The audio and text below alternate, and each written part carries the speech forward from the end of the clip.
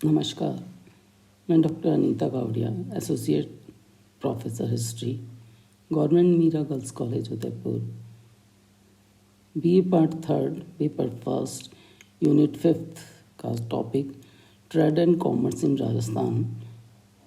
उसके भाग 2 के अंतर्गत आज हम अफीम व्यापार का राजस्थान में क्या प्रभाव पड़ा था, कंपनी सरकार क्यों इसमें अफीम पर नियंत्रण करना चाहती थी, अफीम व्यापार क्या था और इसके क्या परिणाम हुए, इसके बारे में इस चैप्टर में हम विस्तार से चर्चा करेंगे।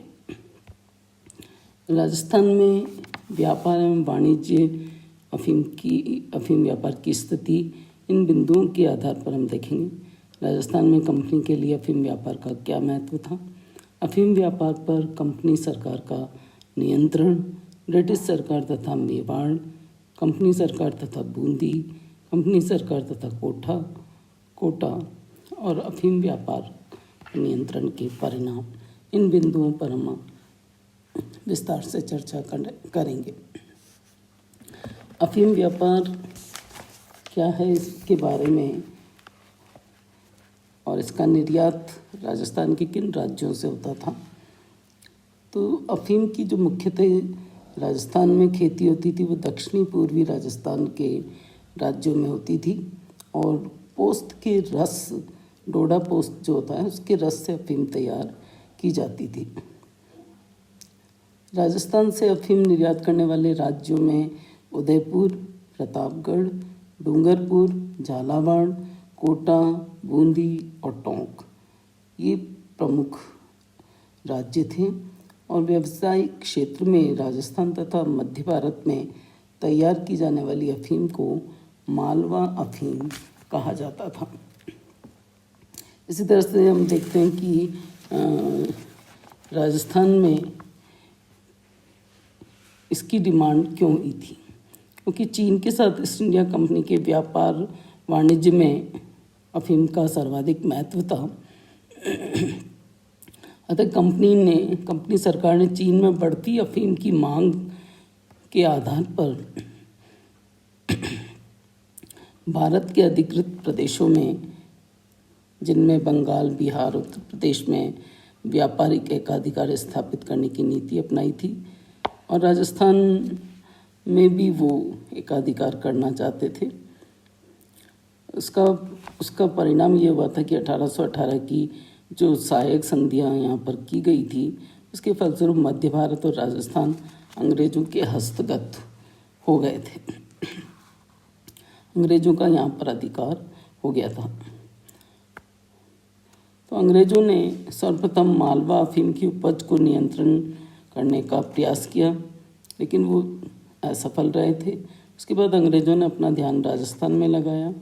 अंग्रेजों ने राजस्थान के कोटा, बूंदी और मेवाड़ राज्यों के साथ संधि करके एक अफीम के एकाधिकार करना चाहा था। तो सर्वप्रथम हम इससे कंपनी सरकार को के लिए इसका क्या महत्व है इसको देखेंगे। कंपनी सरकार 1797 में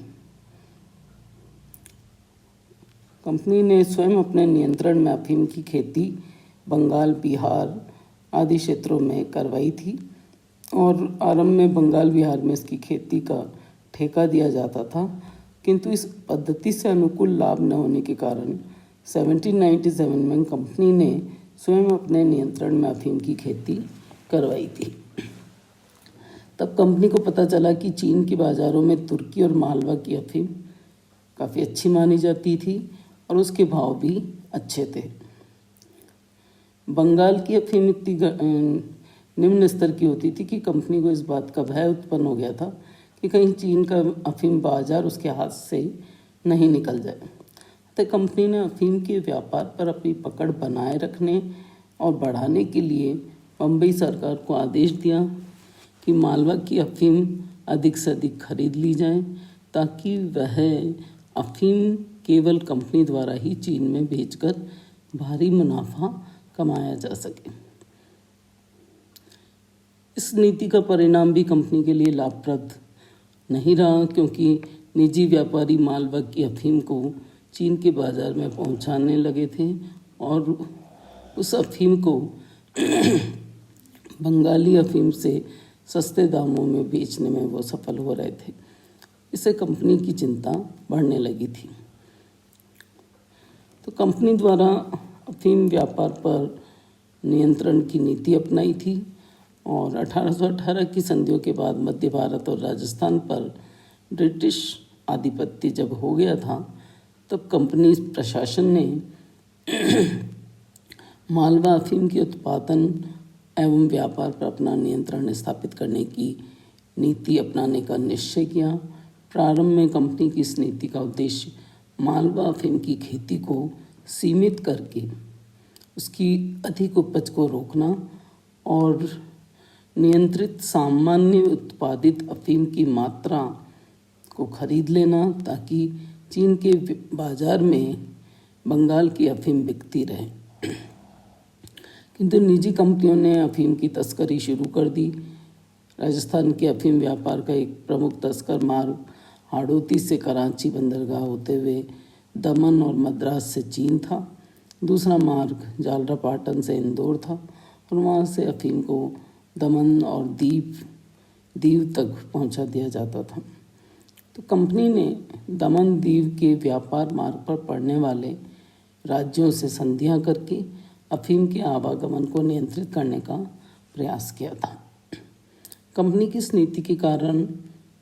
नीति के परिणाम बड़े हानिकारक सिद्ध हुए। कंपनी के अफीम एजेंटों ने 1821 के बाद उपलब्ध समस्त अफीम को खरीदना आरंभ कर दिया। परिणाम यह हुआ कि अफीम की खेती और अधिक होने लगी। निजी व्यापारी अधिक से अधिक अफीम का निर्यात करने लगे। बड़े बड़े अंग्रेज व्यापारियों ने इस व्यापार में अधिक पूंजी लगाकर अधिक अफीम चीन के बाज़ारों में भेजी, जिससे चीन के बाज़ारों में अफीम का इतना अधिक स्टॉक जमा हो गया कि 1823 ईस्वी में अफीम की कीमतों में भारी गिरावट आ गई। फलस्वरूप अंग्रेज व्यापारियों और कंपनी को भारी घाटा उठाना पड़ा था। 1823 के बाद कंपनी की नीति में कुछ परिवर्तन आया। अब उसने राजस्थान को राज्य सरकारों को प्रलोभन देकर अफीम के उत्पादन और उसके व्यापार पर अपना एकाधिकार स्थापित करने का निश्चय किया।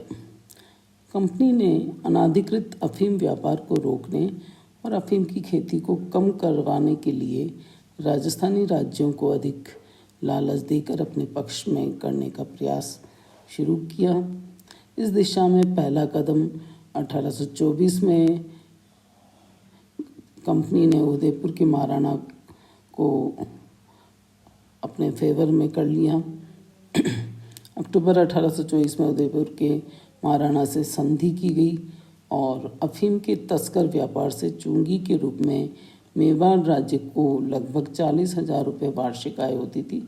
संधि के अनुसार कंपनी ने मेवाड़ राज्य को ये राशि देना स्वीकार कर लिया तथा आंतरिक खपत के लिए आवश्यकता अनुसार अफीम की खेती करने की स्वीकृति भी दे दी। राज्य में अफीम की खेती नियंत्रित कर दी गई। तस्करी में पकड़ी जाने वाली अफीम सूचना देने वाले मुखबिर और राज्य सरकार में बराबर बांटने की बात तय हो गई। फलस्वरूप काफ़ी मात्रा में अफीम की पेटियां जब्त की गई। इस नीति के परिणामों से प्रोत्साहित होकर कंपनी सरकार ने अप्रैल 1825 में बूंदी राज्य में भी इस प्रकार का समझौता किया, जिसके अनुसार बूंदी को सीमा शुल्क के मुआवजे के लिए 10,000 रुपये वार्षिक देकर वहाँ के अफीम व्यापार को बंद करवा दिया गया। किंतु कोटा के साथ थोड़ा भिन्न नीति अपनाई, क्योंकि कोटा की समस्या थोड़ी जटिल थी।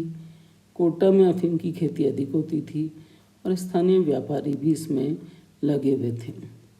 अगस्त 1825 में कोटा के साथ एक अस्थायी समझौता किया गया, जिसके अनुसार कंपनी राज्य अफीम का निर्यात बंद कर दे। जिसके अनुसार सरकार ने कोटा की समस्त अच्छी किस्म की अफीम को खरीदने का वादा किया, बशर्त कोटा राज्य अफीम का निर्यात बंद कर दे। निर्यात बंद करने से कोटा राज्य को जो घाटा होगा उसकी क्षतिपूर्ति द्वारा कंपनी सरकार उसकी क्षतिपूर्ति द्वारा उसको घाटा पूरा करेगी। और दिसंबर 1825 में कोटा राज्य के साथ स्थायी समझौता हो गया, जिसके अनुसार कंपनी ने कोटा में उत्पादित 4000 मन अफीम खरीदने तथा 5 रुपये प्रति सेर की क्षतिपूर्ति देने का वादा किया।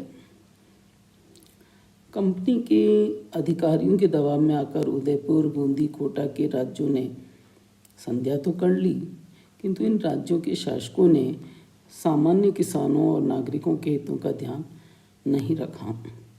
इन संधियों से किसानों और व्यापारियों में असंतोष उत्पन्न हो गया। किसानों को उपज का उचित मूल्य नहीं मिलने लगा, क्योंकि उसका मूल्य संधियों के द्वारा पहले ही निर्धारित कर दिया गया था। व्यापारियों को असंतोष इस कारण से था कि एक लाभदायक व्यापार उनके हाथ से छीन लिया गया था। अंग्रेजों ने जो धनराशि राज्यों को देना तय किया था वह करों की संभावित आय से बहुत कम थी। ब्रिटिश रेजिडेंट मैडकॉफ इस नीति से संतुष्ट नहीं था, अतः उसने अपनी सरकार को लिखा कि थोड़े से आर्थिक लाभ के लिए ऐसी नीति नहीं अपनानी चाहिए जिससे असंतोष को बढ़ावा मिले। मेडकॉफ के विरोध से प्रोत्साहित होकर कोटा के महाराव ने भी इस नीति के विरुद्ध ब्रिटिश सरकार के पास एक ज्ञापन भेजा। फलस्वरूप गवर्नर जनरल ने मामले की जांच का आदेश दे दिया, लेकिन सभी जांच प्रश्नों का उत्तर मालवा में सरकारी अफीम एजेंट को देने के लिए कहा गया, जिसका उत्तर पूर्व निश्चित था। और इस जांच से इतना अवश्य हुआ कि 1827 में कोटा को दी जाने वाली क्षतिपूर्ति की राशि बढ़ाकर 75,000 रुपये वार्षिक कर दी गई, और इसके बदले में कोटा ने अफीम की खेती का क्षेत्रफल कम कर दिया। 1827 ईस्वी में मेवाड़ के प्रशासन में ब्रिटिश हस्तक्षेप समाप्त हो गया, जिससे कंपनी सरकार की अफीम नीति को वहाँ सफलतापूर्वक लागू करना प्राय असंभव हो गया था। इधर मेडकॉफ गवर्नर जनरल की कार्यकारिणी समिति का सदस्य बना, और 1828 में कोटा में अफीम एजेंट ने कोटा की अफीम को निम्न स्तर की कहकर उससे खरीदने से इनकार कर दिया तथा कोटा को भी उस अफीम के निर्यात की अनुमति नहीं दी। मेडकॉफ ने अफीम एजेंट के अन्यायपूर्ण कार्यों को स्वीकृति नहीं दी और कोटा को अफीम निर्यात की अनुमति मिल गई थी।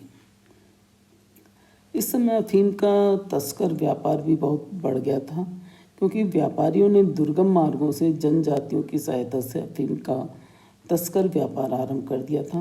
ब्रिटिश सरकार ने राजस्थानी शासकों पर इस तस्कर व्यापार को रोकने के लिए दबाव डाला। बूंदी के शासक का निकट संबंधी बख्तावर सिंह इस तस्कर व्यापार को रोकने के अभियानों में मीणों द्वारा मारा गया। फलस्वरूप मेडकॉफ ने अंग्रेजों की अफीम नीति को बदलने का एक और प्रयास किया। उसने अंग्रेज अफीम अधिकारियों को इस बात के लिए फटकारा कि उन्होंने सरकार को वास्तविक स्थिति की जानकारी नहीं दी। इस बार अंग्रेज अफीम अधिकारी सरकार को धोखा नहीं दे सके, और ये स्पष्ट हो गया कि कोटा और बूंदी के शासकों ने दबाव में आकर अंग्रेजों के कथनानुसार अफीम संधियों पर हस्ताक्षर कर दिए थे, जिससे किसानों और व्यापारियों में व्यापक असंतोष उत्पन्न हो गया था। अतः 1829-30 में अफीम संधियों को समाप्त कर दिया गया। 1830 में ब्रिटिश सरकार ने अफीम व्यापार से एक अन्य तरीके से लाभ कमाने की योजना बनाई।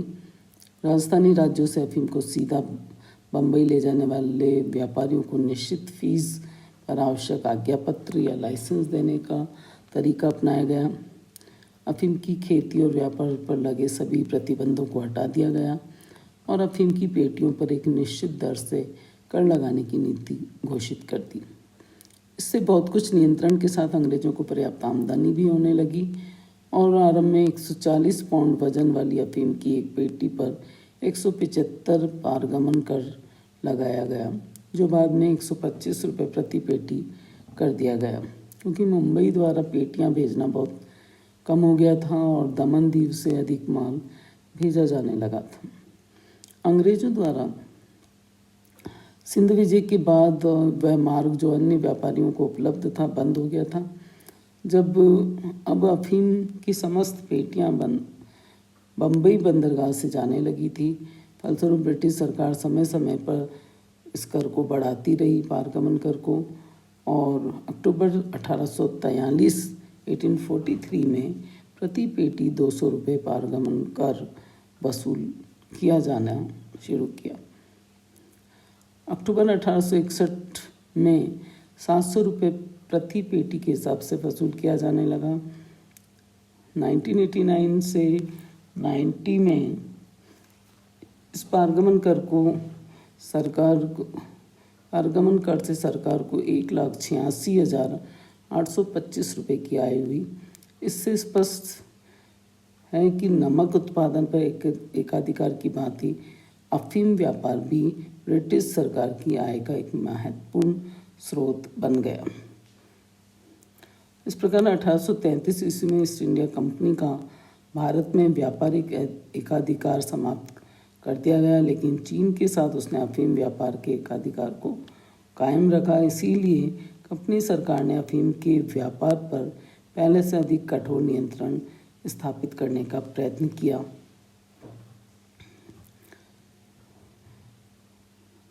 इससे कोटा और उदयपुर राज्यों में अफीम की सट्टेबाजी को प्रोत्साहन मिला। अफीम के इस तस्कर व्यापार को नियंत्रण करने के लिए ब्रिटिश सरकार ने राजस्थानी राज्यों के साथ समझौते किए और महत्वपूर्ण स्थानों पर अफीम की खरीद के लिए सरकारी कोठियाँ